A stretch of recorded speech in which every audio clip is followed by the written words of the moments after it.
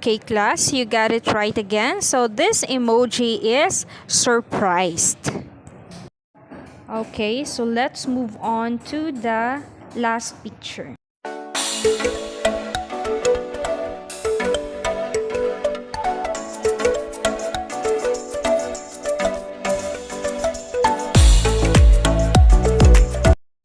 Okay, let us try for the last emoji. So what kind of emoji is being presented for the last picture?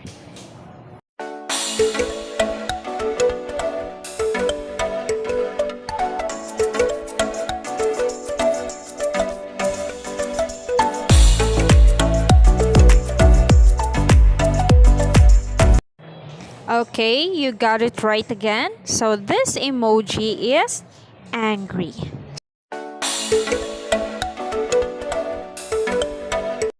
Okay, very good, class. Since we are all done on the motivation part, let us proceed to the proper discussion.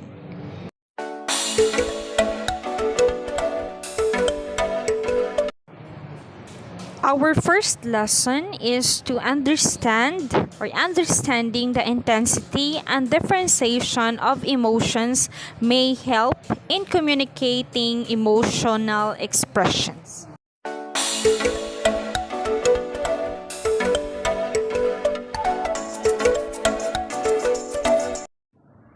What is emotional intelligence or EQ?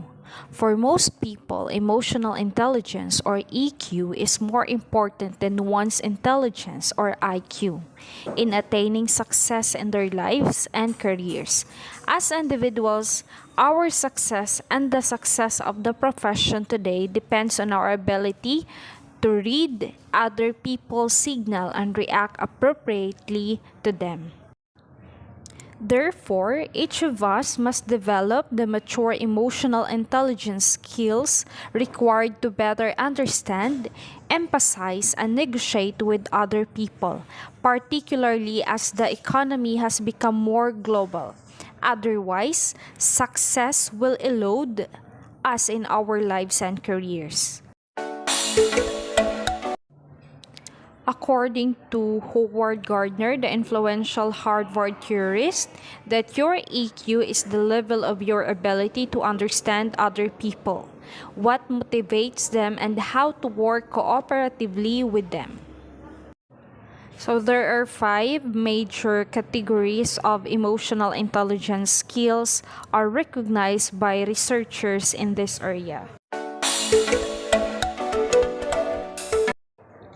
First category of emotional intelligence is self-awareness. It is the ability to recognize an emotion as it happens is the key to your EQ.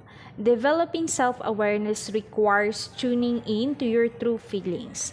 If you evaluate your emotions, you can manage them. These are the major elements of self-awareness: the emotional awareness and the self-confidence. Emotional awareness is your ability to recognize your own emotions and their effects, whereas the self-confidence, these are the sureness about your self-worth and capabilities. The second category of emotional intelligence is self-regulation. It is where you often have little control over when you experience emotions. You can, however, have some say in how long an emotion will last by using a number of techniques to elevate negative emotions such as anger, anxiety, or depression. A few of these techniques include recasting a situation in a more positive light, taking a long walk, and meditation or prayer.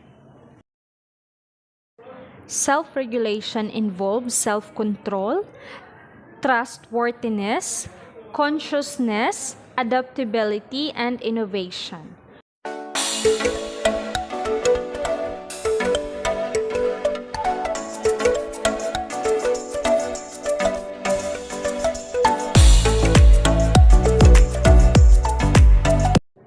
The The third category of emotional intelligence is motivation. It is where to motivate yourself for any achievement requires clear goals and a positive attitude. Although you may have a predisposition to either a positive or a negative attitude, you can, with effort and practice, to learn to think more positively. If you catch negative thoughts as they occur, you can reframe them in more positive terms, which will help you achieve your goals. Motivation is made up of achievement drive, commitment, initiative, and optimism. Achievement drive, this is your constant striving to improve or to meet a standard of excellence. The second one is commitment, aligning with the goals of the group or organization. And the third one is initiative, readying yourself to act on opportunities. And the last one is optimism, pursuing goals persistently despite of obstacles and setbacks. The fourth category of emotional intelligence is empathy. Empathy, it is the ability to recognize how people feel is important to success in your life and career. The more skillful you are at discerning the feelings behind other signals, the better you can control the signals you can send them.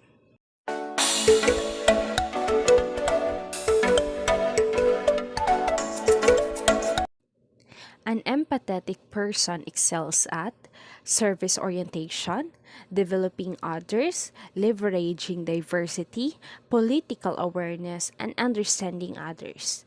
When we talk about service orientation, it is anticipating, recognizing, and meeting clients' needs.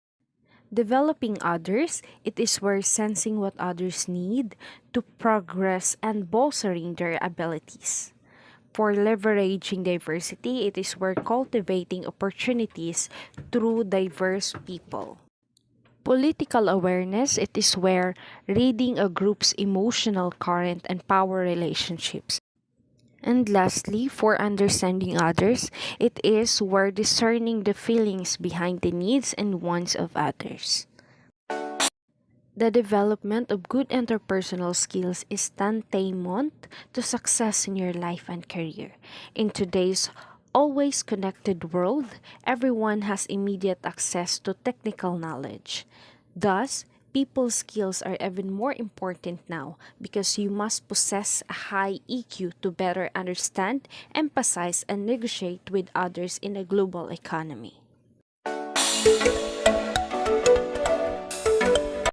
These are the most useful skills in 5 categories of emotional intelligence. So first is influence. It is wielding effective persuasion tactics. The second one is communication. It is sending clear messages.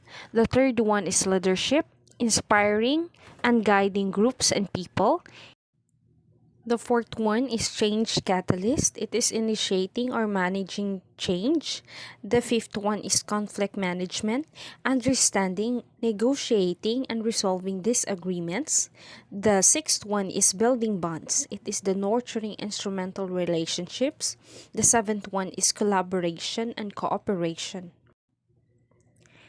It is where working with others toward shared goals.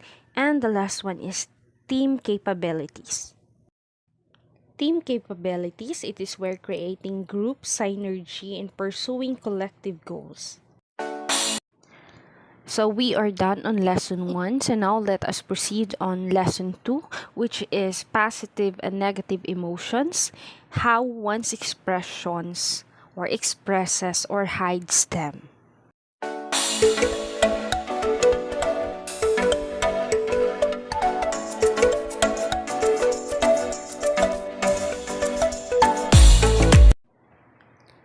Emotions or feelings are a normal and important part of our lives. Some emotions are positive. So think of happiness, joy, interest, curiosity, excitement, gratitude, love, and contentment. So these positive emotions feels good. Negative emotions like sadness, anger, loneliness, jealousy, self criticism, fear, or rejection can be difficult or even painful at times.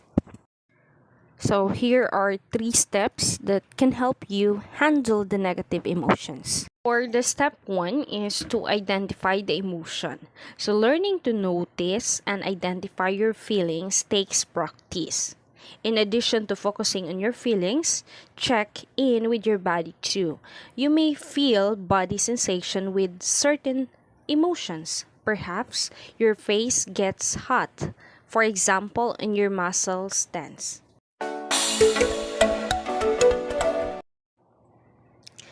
Okay, part of identify the emotion is be aware of how you feel. So when you have a negative emotion such as anger, try to name what you're feeling. So for example, that guy Ian is my study group makes me so mad. So another example is I get so jealous when I see that girl or guy with my ex. And another example is I feel afraid whenever I have to walk past those bullies. Another part of identify the emotion is don't hide how you feel from yourself. So you might not want to broadcast your feelings to other people like your ex, for example, or that guy in your study group who is making you so mad. But don't suppress your feelings entirely. Simply naming the feelings is a lot better than pretending not to have it or exploding without thinking.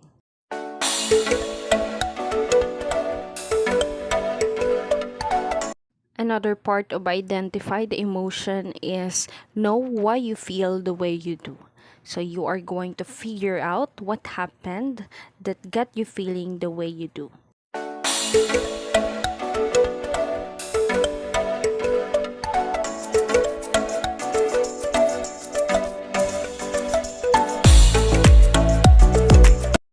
Another part of identify the emotion is don't blame. People able to recognize and explain your emotion is not the same as blaming someone or something for the way you feel. For example, your ex probably is not seeing someone new as a way to get back at you, and the guy who takes credit for your work might not even realize what he is doing. How you feel when these things happen comes from inside you. Your feelings are there for a reason to help you make sense of what's going on. Another part of identify the emotion is you are going to accept all your emotion as natural and understandable. So don't judge yourself for the emotions you feel. It's normal to feel them. So acknowledging how you feel can help you move on. So don't be hard on yourself.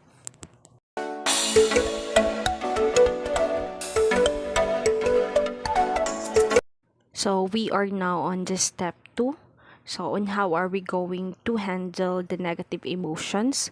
So for the step 2 is to take action. Once you process what you're feeling, you can decide if you need to express your emotion. Sometimes it's enough to just realize how you feel, but other times you'll want to do something to feel better.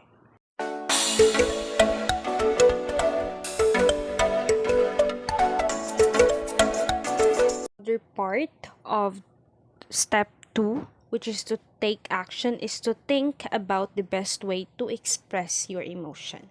So is this a time when you need to gently confront someone else, or to talk over what you're feeling with a friend, or work off the feelings by going? So always remember to think about the best way to express your emotion.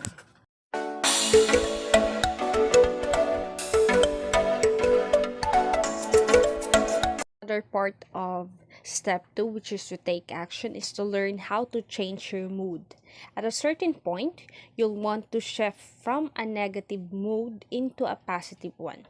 Otherwise, your thinking might get stuck on how bad things are, and that can drag you down into feeling worse.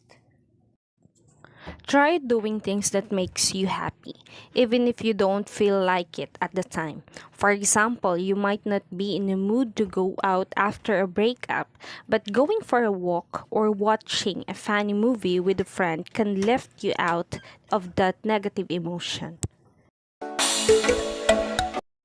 Another part of step 2 is to take action is to build positive emotions. So positive feelings create a sense of happiness and well-being. So you are going to make it a habit to notice and focus on what's good in your life. Even the little things like praise your dad who give you for fixing his bookshelves or how great the salad you made for lunch taste.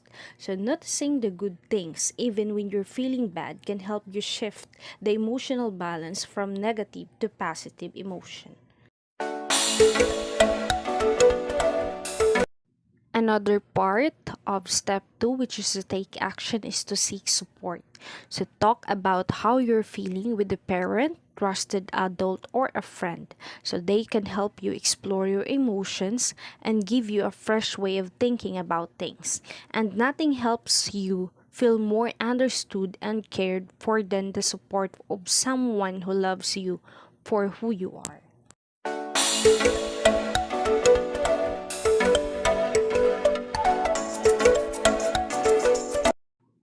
Another part of step 2, which is to take action, is to exercise. So physical activity helps the brain produce natural chemicals that promote a positive mood. Exercise also can release stress buildup and help you from staying stuck on negative feelings.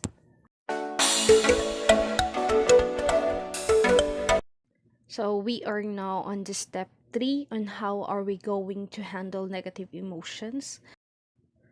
So for the step 3, get help with difficult emotions. So sometimes, no matter what you do, you can't shake a tough emotion. If you find yourself stuck in feelings of sadness or worry for more than a couple of weeks, or if you feel so upset that you think you might hurt yourself or other people, you may need extra help. So all you have to do is to talk to your school counselor or parent or trusted adult or therapist. Counselors and therapists are trained to teach people how to break out of negative emotions. They can provide lots of tips and ideas that will help you feel better.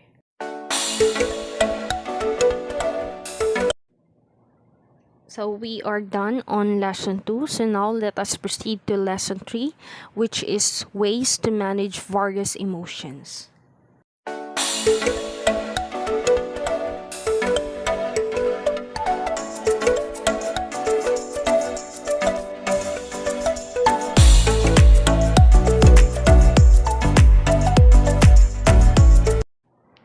So how are we going to express our emotion or emotional pain in a healthy way? So there are 3 methods. So for the method 1, all you have to do is to opening up. So the first thing you are going to do is to find a counselor. Then the second one is to keep an open mind. And the third one is be open with whoever is willing to help you. And the fourth one is talk to a friend or a family member. So try to avoid confronting someone when you're already angry. And the last one is you remember to listen. Okay, for the method 2 on how are we going to express our emotional pain in a healthy way is to managing emotions physically. So first thing is to exercise to help deal with depression, and the second one is to develop relaxation techniques. The third one is learn how to meditate, and the fourth one is you allow yourself to cry.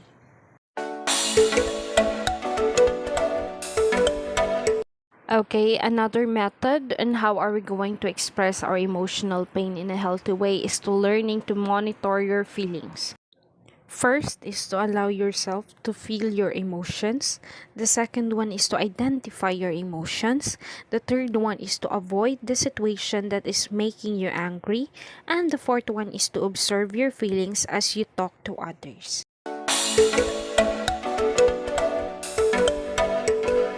So another method on how are we going to express our emotional pain in a healthy way is to express your feelings through creativity.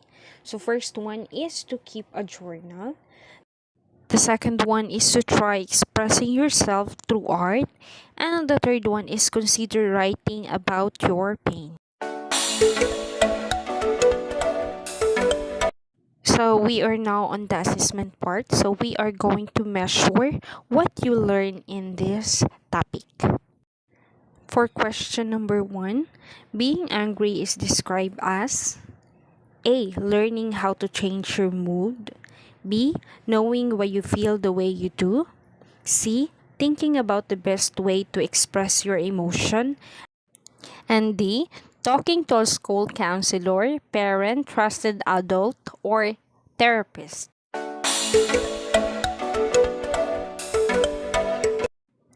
So the answer for number 1 is letter B. For question number 2, it is a feeling worried about what others think. A. Excited. B. Glad. C. Embarrassed. D. Confused.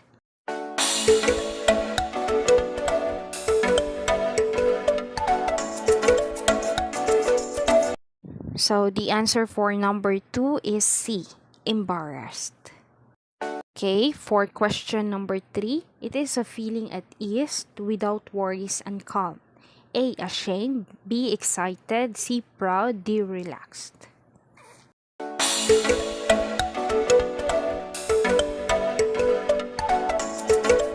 So the answer for number 3 is D. Relaxed. Number 4, it is a method of managing emotions physically except A. Learn how to meditate. B. Develop relaxation techniques. C. Exercise to help deals with depression. And D. Be open with whoever is willing to help you. The answer for number 4 is D. Be open with whoever is willing to help you.